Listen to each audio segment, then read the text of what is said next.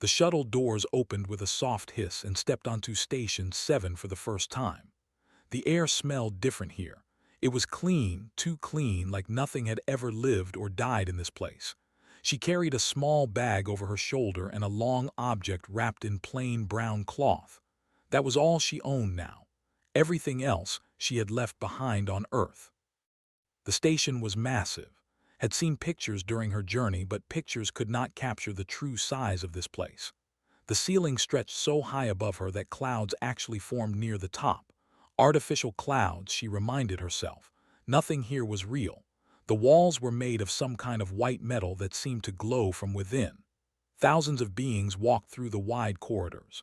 She saw creatures with scales, creatures with fur, creatures with too many eyes and not enough legs. None of them looked human. None of them looked at her. She followed the signs toward the academy entrance.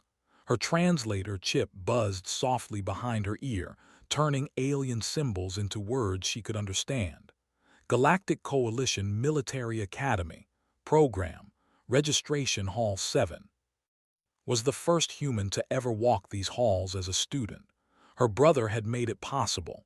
He worked as a diplomat for the Coalition, and he had spent 3 years fighting for her chance. 3 years of meetings and arguments and favors traded in dark rooms. When the acceptance letter finally came, he had cried. Had not. She had simply begun to pack. The registration hall was already full when she arrived. 42 recruits from 30 different species stood in neat lines, waiting for inspection. Took her place at the end of the last line. She was the smallest person in the room by far. The recruit in front of her was a male, nearly 7 feet tall, with shoulders as wide as a door. His skin was dark blue and covered in thick ridges. He looked down at her once, snorted with something like amusement, and turned away.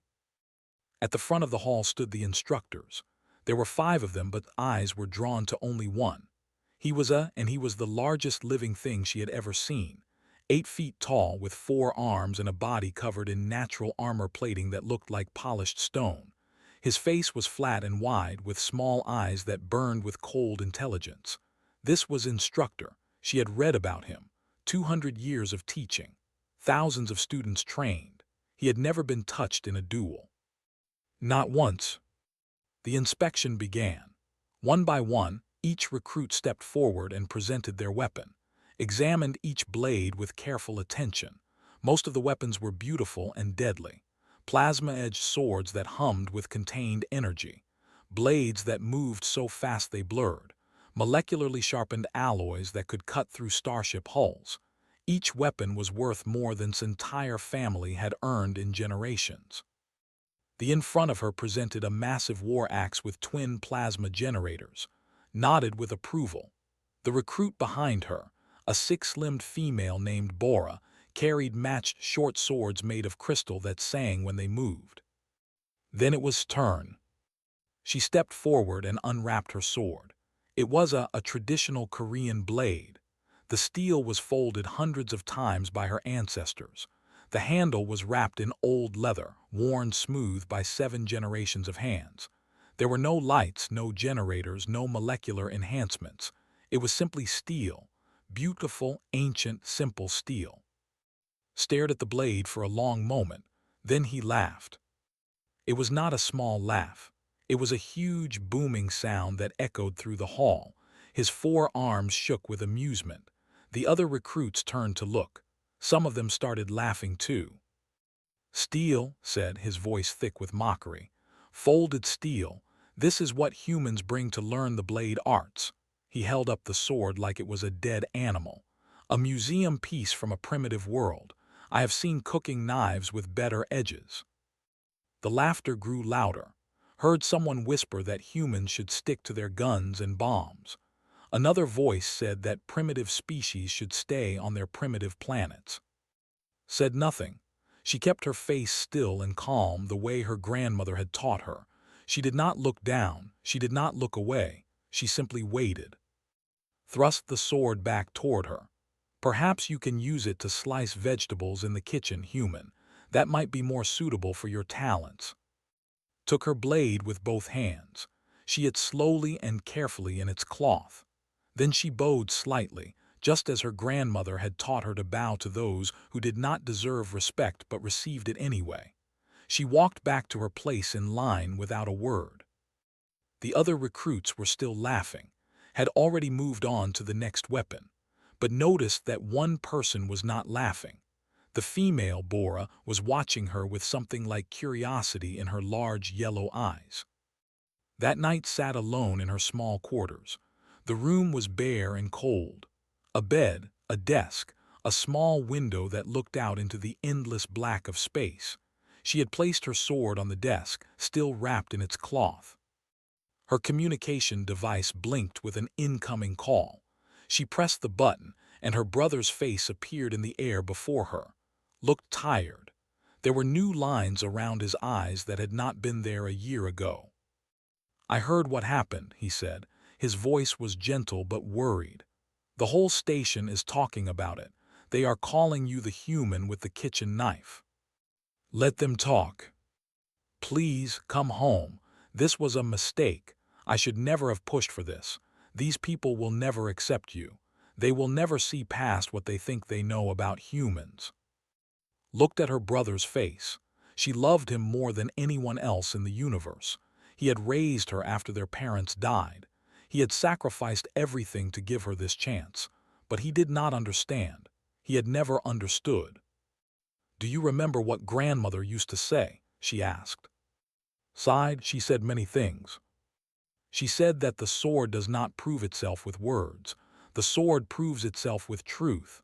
Reached out and touched the wrapped blade on her desk. "She did not teach me the sword so I could run from laughter, brother. She taught me so I could face anything, even this."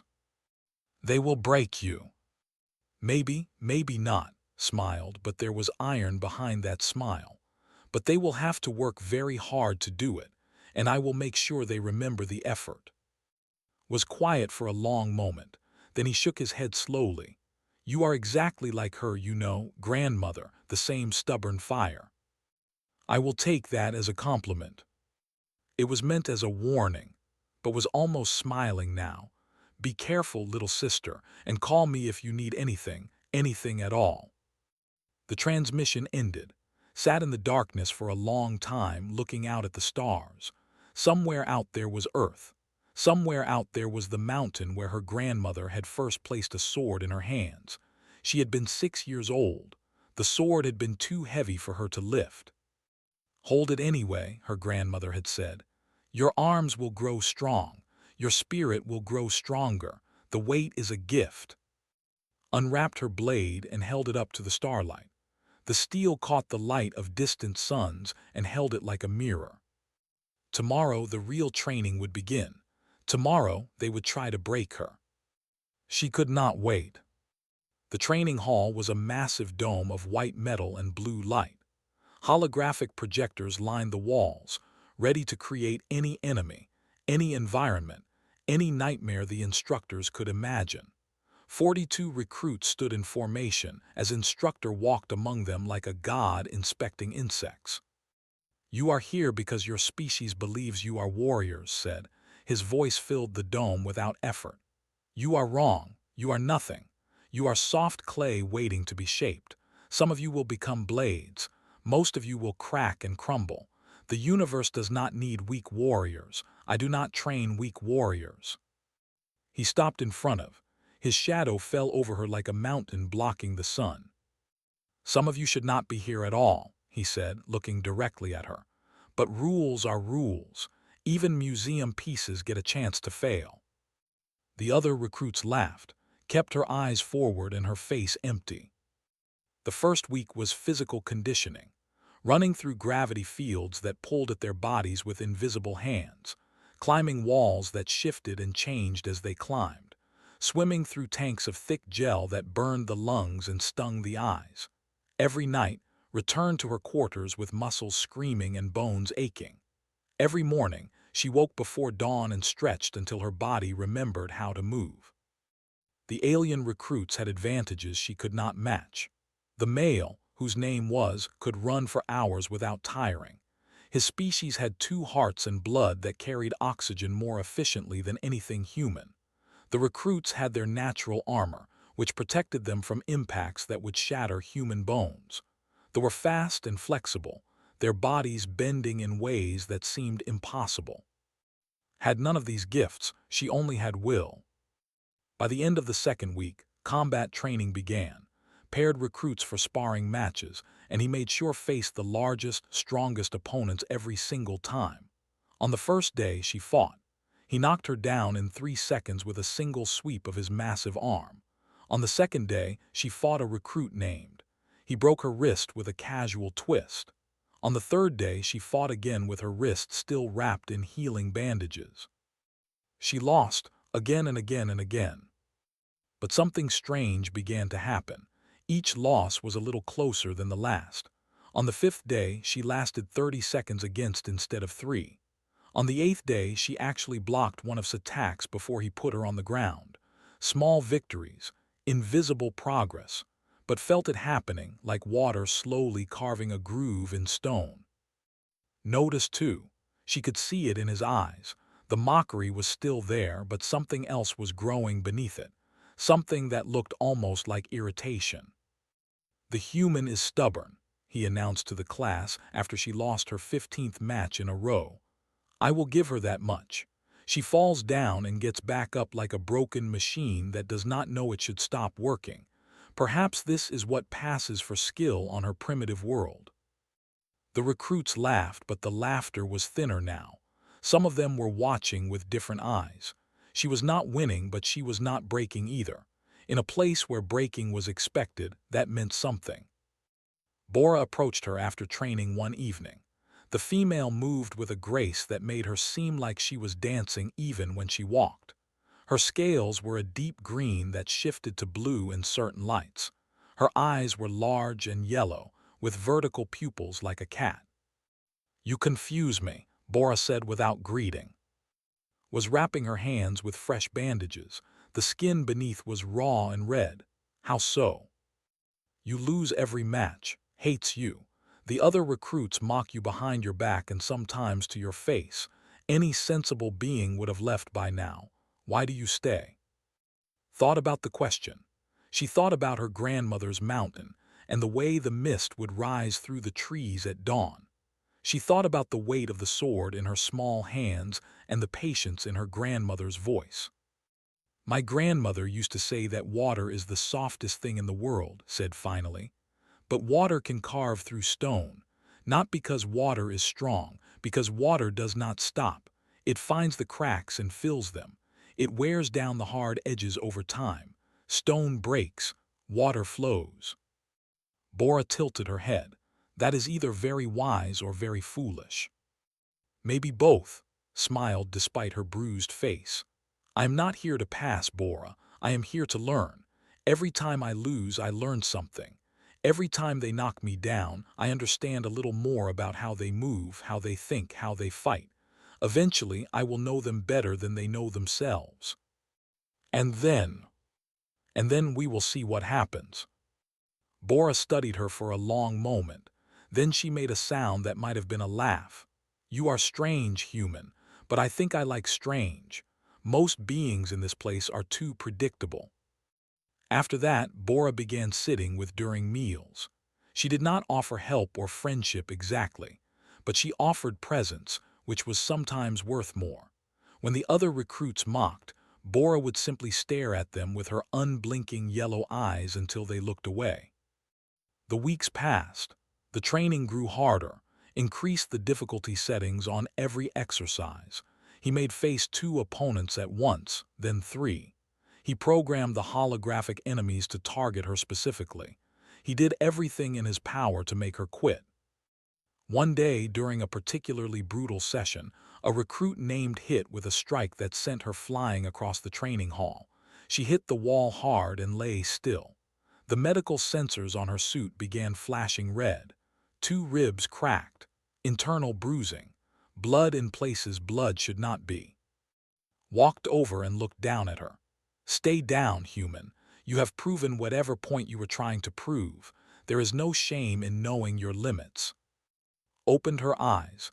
The pain was enormous, a living thing that wrapped around her chest and squeezed. But she had known pain before. She had trained through pain since she was a child. Pain was just another teacher. She put her hands on the floor and pushed herself up, slowly. Every movement sent fire through her body, but she stood. She stood and she faced with blood on her lips and steel in her eyes. "My limits," she said, her voice barely a whisper, "are not for you to decide." Something changed in his face. For just a moment the mockery disappeared.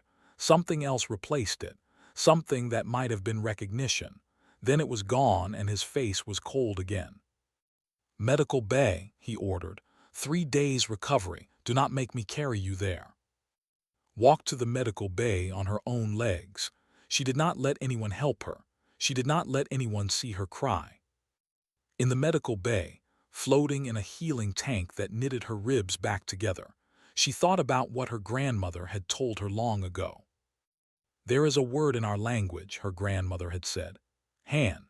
It is difficult to translate. It means grief that has been transformed, sorrow that has become strength. Our people have known much suffering throughout history. We have been conquered, divided, forgot. But we have also endured. We have taken our pain and made it into something useful. This is Han. This is what makes us who we are. Closed her eyes and let the healing fluid work. In 3 days she would return to training. In 3 days she would lose again. But each loss brought her closer to something. She could feel it waiting for her, just beyond the horizon of pain. She was not broken yet. She was not even close. The station slept at night. The lights in the corridors dimmed to a soft blue, and the artificial gravity decreased slightly to help beings rest. Most recruits returned to their quarters after training, too exhausted to do anything but sleep. But was not most recruits. Every night after the others had gone to bed, she made her way to the empty training hall. The sensors recognized her presence and turned on the basic lighting, casting long shadows across the polished floor. Here, alone in the silence, she practiced. But she did not practice combat. She sat in the center of the hall, her legs crossed, her sword resting on her knees. She closed her eyes and breathed, in through the nose, out through the mouth, slow and deep. Her grandmother had taught her this before she had taught her anything about fighting.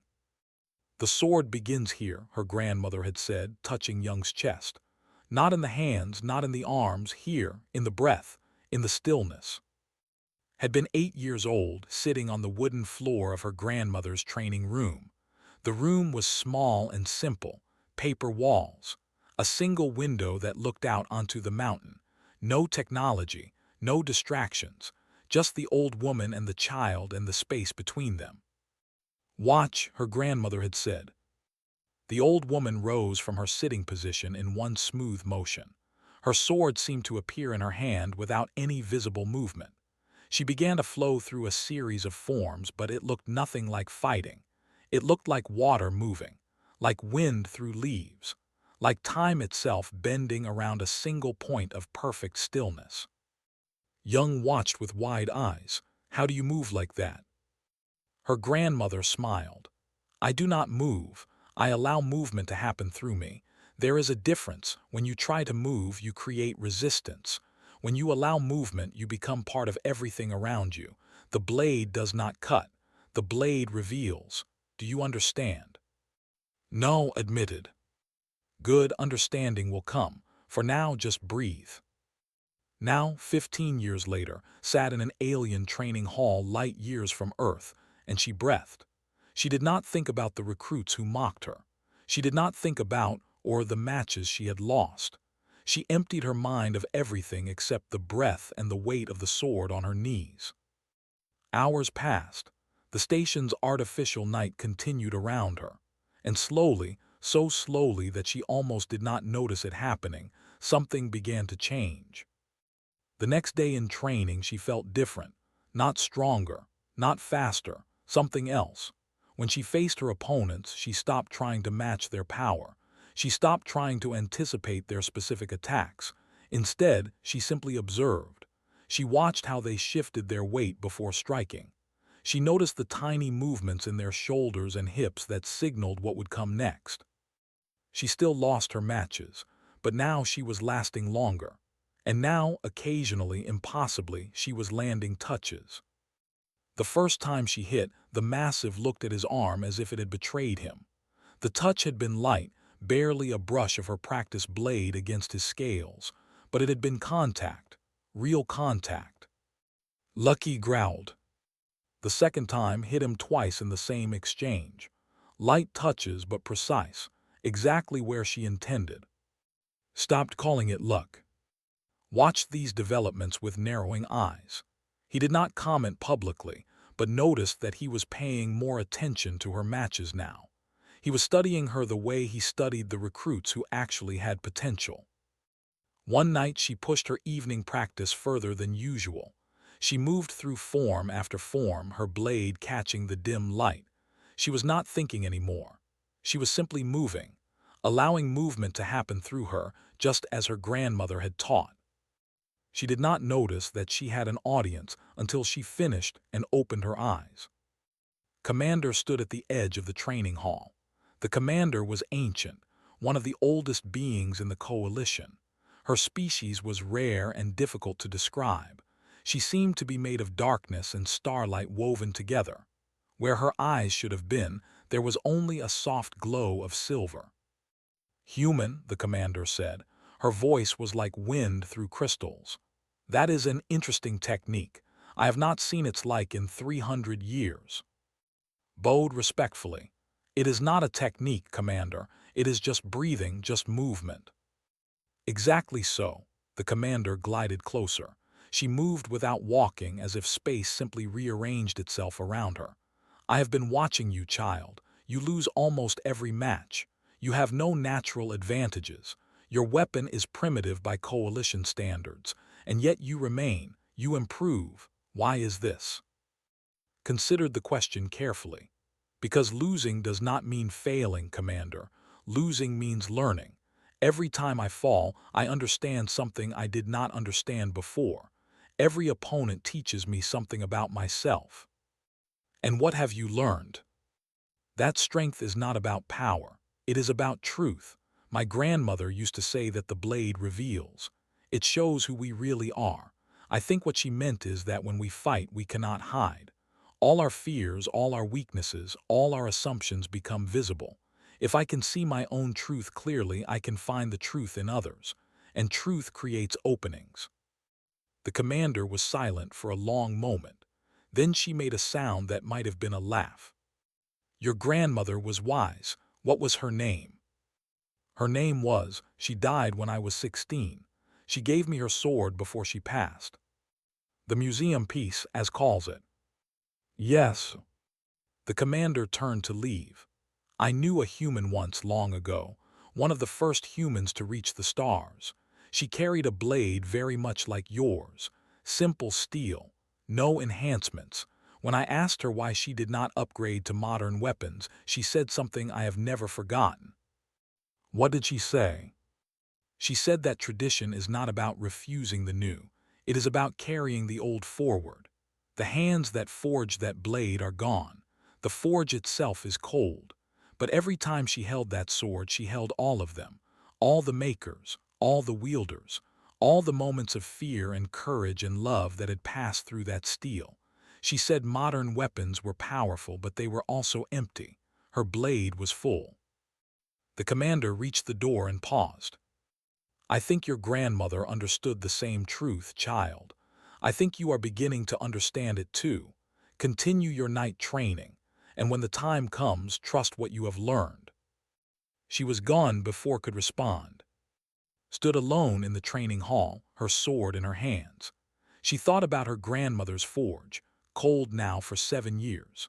She thought about the hands that had held this blade before her, all the way back to the ancestor who had first folded the steel in a mountain village in Korea centuries ago. She raised the sword and let the movement flow through her. The steel caught the light and held it. She was ready, or at least she was becoming ready, and that would have to be enough. 10 weeks had passed since arrived at the academy. 10 weeks of training, of falling, of getting back up. 10 weeks of watching and learning and breathing through pain. Tomorrow was the day before final evaluations. Tomorrow everything would be decided. Was stretching in her quarters when the announcement came through her communication device. All recruits were to report to the main assembly hall immediately. No exceptions. No delays. When she arrived, the other 41 recruits were already assembled. They stood in perfect formation, faces forward, bodies still. At the front of the hall stood Instructor and the other training staff. Commander watched from an elevated platform, her silver eyes glowing softly in the dim light. Stepped forward. He held a data tablet in one of his 4 hands.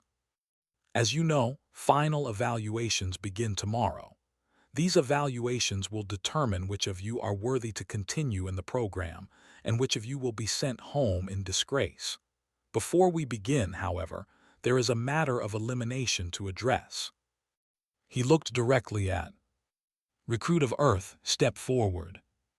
Felt her heart slow down, not speed up as most beings would expect. Slow down. Her grandmother had taught her this too.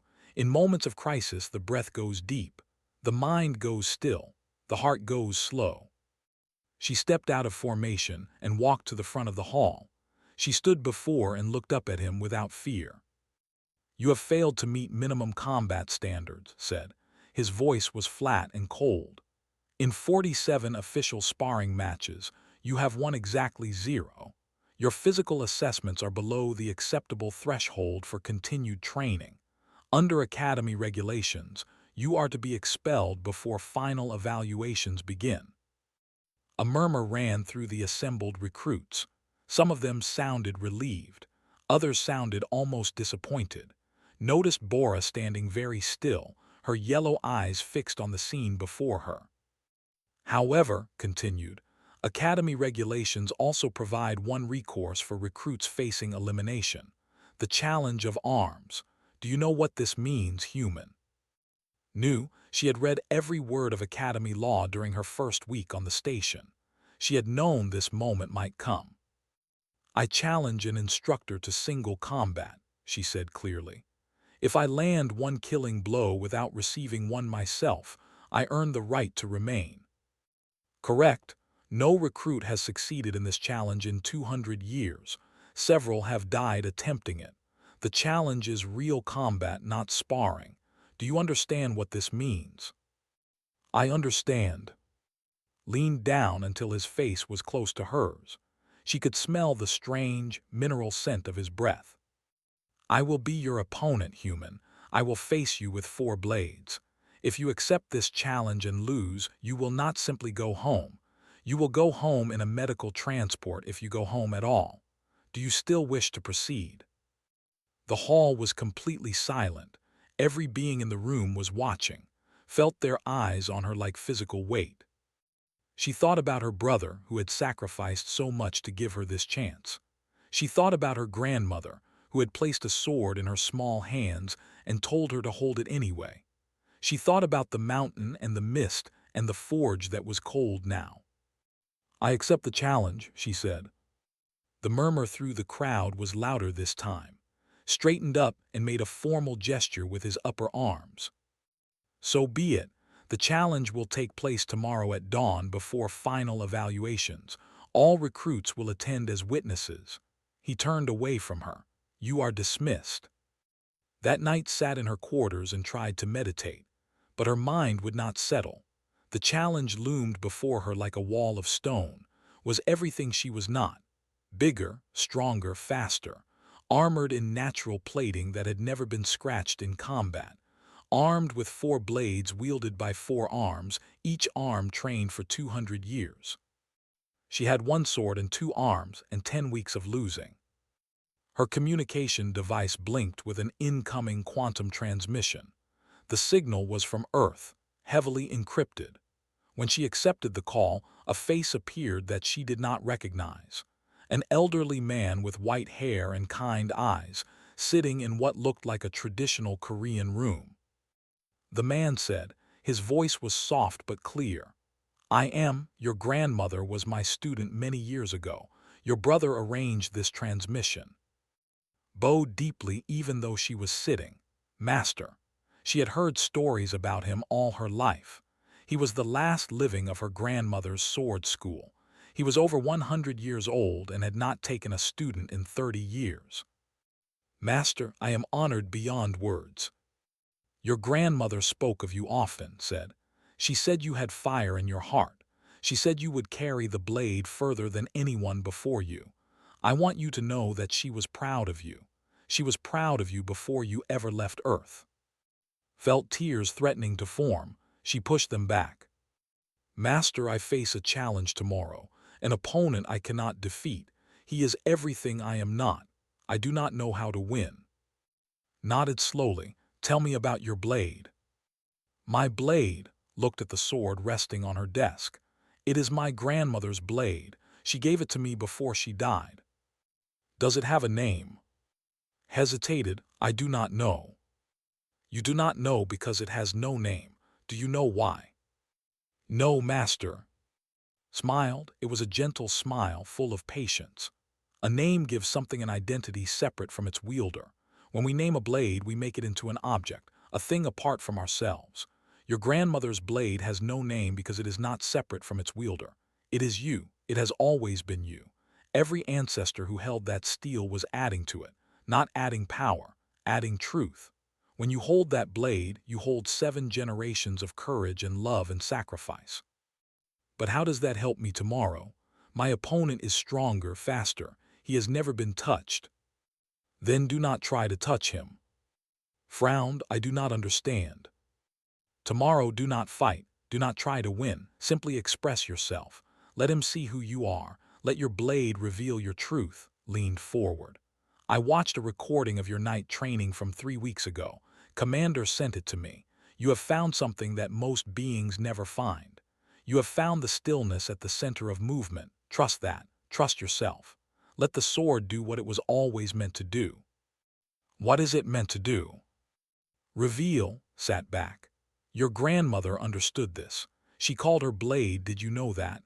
Not because it destroyed darkness, because the darkest hour comes just before the light appears. The blade does not fight the darkness. It simply reveals that dawn was coming all along." The transmission flickered. Space began to fade. "Trust yourself, child. Trust the truth of who you are. And when the moment comes, step forward into it. Do not hesitate." The transmission ended, sat in darkness for a long time. Then she picked up her sword and held it close to her chest, feeling the weight of it, feeling the 7 generations who had held it before her, feeling her grandmother's hands wrapped around her own. As she whispered, she did not sleep that night. She sat and breathed and waited for dawn. Dawn came slowly on Station 7. The artificial lights shifted from deep blue to gold, simulating a sunrise that existed only in memory. In the grand training hall, every recruit and instructor had gathered to witness what most of them believed would be a slaughter. Walked into the hall alone. She wore simple training clothes, the same white uniform every recruit wore. In her hands, she carried her sword, unwrapped for the first time since had mocked it on her first day.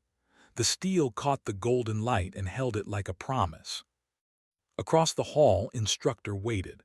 He was magnificent in his ceremonial armor, ancient alloy that gleamed like polished obsidian. 200 years of combat and that armor had never been scratched. Not once. Not ever. In his 4 hands he held 4 blades, each one as long as was tall. Plasma edges hummed softly, casting pale blue light across his stone-like face. Commander rose from her platform. Her voice carried throughout the hall without effort. "The challenge of arms.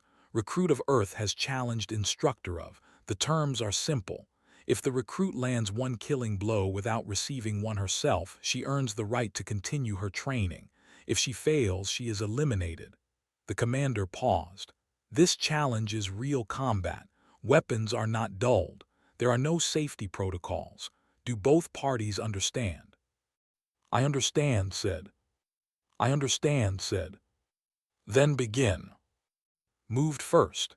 He crossed the distance between them in a heartbeat, all 4 blades spinning in patterns that seemed to bend light itself. The attack was overwhelming, Impossible. A storm of plasma and steel coming from every direction at once. Closed her eyes. The crowd gasped. Some shouted warnings. Bora's voice was among them, crying out for to move, to defend, to do something. But was not listening to them. She was listening to something else, to her breath, to the stillness at the center of everything, to the voice of her grandmother speaking across years and light years and death itself. The blade does not cut, the blade reveals. She moved. It was not a movement she planned. It was not a technique she had practiced. It was simply truth expressed through motion. Her body flowed around blades like water around stones. She did not block. She did not deflect. She simply was not where the blades were.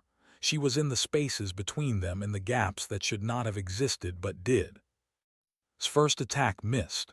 All 4 blades passed through empty air where had been a moment before. He spun and attacked again, faster this time, more vicious. His feet cracked the floor with the force of his movements. His blade screamed through the air, trailing plasma fire. Danced. There was no other word for it. She was dancing with death, and death could not touch her. Every strike missed by inches, by centimeters, by the width of a hair. She moved without thinking, without planning, without fear. She moved the way her grandmother had moved in that small room on the mountain, so long ago that it felt like another life. The crowd had gone silent. Even the other instructors were staring with open shock. His attacks grew faster, harder, more desperate. He was not fighting a battle anymore. He was chasing a ghost. Every time he reached for her, she was already somewhere else. Every time his blades found their mark, the mark was empty. "Stand still," he roared. "Stand still and face me with honor." Opened her eyes. For the first time since the battle began, she spoke. "My grandmother taught me that the sword reveals truth," she said. Her voice was calm and clear, carrying through the silent hall. "Your truth, Instructor, is fear. You mock what you do not understand because it threatens you. You laugh at primitive weapons because you are afraid of what they represent." She ducked under a horizontal slash and stepped closer to him, impossibly closer. "Humans came to the stars late. We have no natural armor, no enhanced senses, no extra limbs. We only have this." She placed her hand over her heart, even as his blade swept past her face. Heart will, the refusal to accept that we are small, the refusal to stay down when we fall. This is what we are. This is what you fear. Screamed with rage. He gathered all 4 blades and launched his most devastating attack, the spiral strike that had killed dozens of warriors across 2 centuries of combat. All 4 plasma edges converged on a single point, creating a vortex of killing energy that nothing could survive. Stepped into it. Time seemed to stop, or perhaps it simply slowed to show what was happening. Moved between the converging blades, her body twisting through spaces that should not have existed. Her sword came up in a single, perfect arc, plain steel against 200 years of untouched armor. She emerged on the other side. Froze, his blade stopped spinning. The entire hall held its breath. Slowly, the instructor looked down at his chest plate. A single cut ran across the surface of his armor. It was perfectly straight, perfectly clean, a flaw in the flawless. For 200 years, nothing had touched that armor. Now, a human woman with a museum piece had marked it forever. Commander's voice broke the silence. "The recruit has landed a killing blow without receiving one. The challenge is satisfied. Of Earth remains." The hall erupted. Some recruits were cheering. Others were simply staring in disbelief. Bora was laughing, her yellow eyes bright with joy.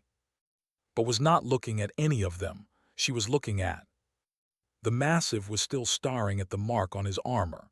His 4 hands hung at his sides. His blades had dropped to the floor. When he finally looked up something had changed in his ancient eyes. Slowly, the instructor dropped to one knee. It was not a gesture of defeat. It was the gesture of respect given to a superior warrior, a gesture had not made in 150 years. "What is your blade called, human?" he asked. His voice was rough with emotion. Looked at the sword in her hand. The steel was not marked, not damaged. It looked exactly as it had looked for 7 generations. Simple, ancient, full. "It has no name," she said. "It is just an old piece of steel from a small country on a small planet." She paused. "But my grandmother called it, because the darkest hour comes before the light." She sheathed her sword and bowed to, not a mocking bow, a deep bow full of genuine respect. "Thank you for the lesson, Instructor." Rose slowly. For a long moment they faced each other across the space where they had fought. "I was wrong about you," he said. "I was wrong about your blade, I was wrong about your people." He reached up and unclasped his chest plate, the ancient armor that had protected him for 2 centuries. He held it out to her. "Keep this. Let it remind you of this day. Let it remind you that even stone can be marked by water if the water does not stop flowing." Accepted the armor with both hands. It was heavy, heavier than she expected. "I will honor this gift," she said. Years later, Wen had become the first human to complete the program and had returned to Earth to teach the next generation. She hung chest plate on the wall of her training hall. The single cut still gleamed in the light, a permanent record of the moment when everything changed. Her students would ask about it sometimes. They would ask how she had done the impossible, how she had touched the untouchable, how she had beaten a warrior with 200 years of experience using nothing but an ancient sword and 10 weeks of training. Would smile and point to the blade that hung beside the armor. "I did not beat him," she would say. "I simply showed him the truth. The blade does not cut, the blade reveals, remember that." And in military academies across the galaxy, they still tell the story of the human woman who brought a museum piece to a plasma fight. The woman who closed her eyes and danced with death. The woman who left her mark on the unmarked. They call her the. And when they tell her story, they do not laugh anymore. They listen.